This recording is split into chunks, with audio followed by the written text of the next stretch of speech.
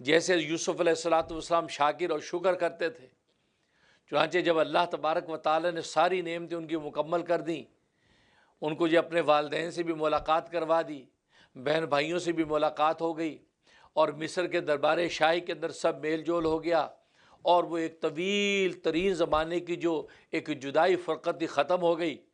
سب رشتے مل گئے، اور ادھر اللہ تبارک و تعالی نے مصر کی بادشاہت کی نعمت بھی عطا کر رکھی تھی۔ تو انہوں نے اب کیا دعا کی؟ اب انہوں نے آخرت کی دعا کی کہ اللہ دنیا کی ساری نعمتیں تو مکمل ہو گئیں، ان پر تو میں تیرا شاگرد بندہ رہا ہوں، اب میں آگے کی حالت مانگتا ہوں۔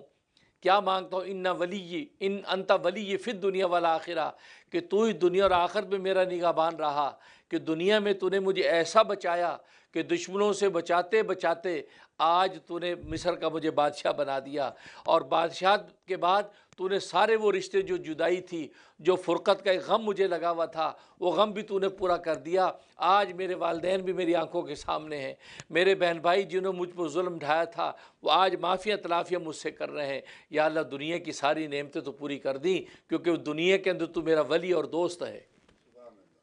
تو یار دنیا کے اندر تو نے اپنی ولایت اور دوستی کا حق ادا کر کے تو نے مجھے ساری نعمتیں عطا کر دی، لیکن والآخرہ، تو آخرت میں بھی تو میرا ولی بننا، وہاں بھی تو میرا ولی اور دوست بننا۔ اور وہاں جو دوست بننے کا مطلب یہ ہے کہ توفنی مسلمن، کہ دنیا میں تو مجھے مسلمان حالت میں موت دینا، والحقنی بالصالحین، اور آخرت میں مجھے اپنے انبیاء کے ساتھ جوڑ دینا۔ تو گویا کہ اب آخرت کی نعمت مانگ لی، کہ آخرت کی نعمت یہ ہے کہ تو ایمان پر میری موت آئے،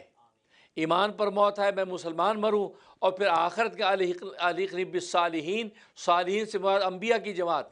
کہ جو انبیاء صدیقین جو چلے آ رہے ہیں، مجھے بھی تو نے انبیاء کی جماعت میں سے بنایا، یا اللہ مجھے اب آخرت میں ان انبیاء کے ساتھ جوڑ دینا۔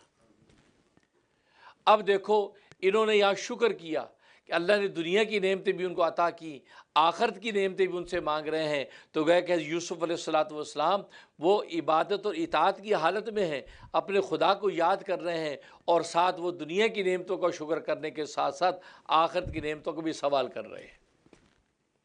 یہ مطالبہ ہوتا ہے کہ جب انسان پر اللہ تبارک و تعالی شکر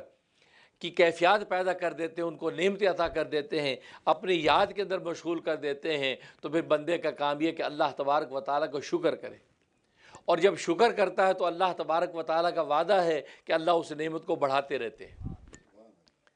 اس لیے فرمایا لئن شکرتم لازیدنکم، اگر تم میرا شکر کرو گے، میری نعمتوں کا شکر کرو گے تو لازیدنکم، تو میں ان نعمتوں میں مزید اضافہ کر دوں گا۔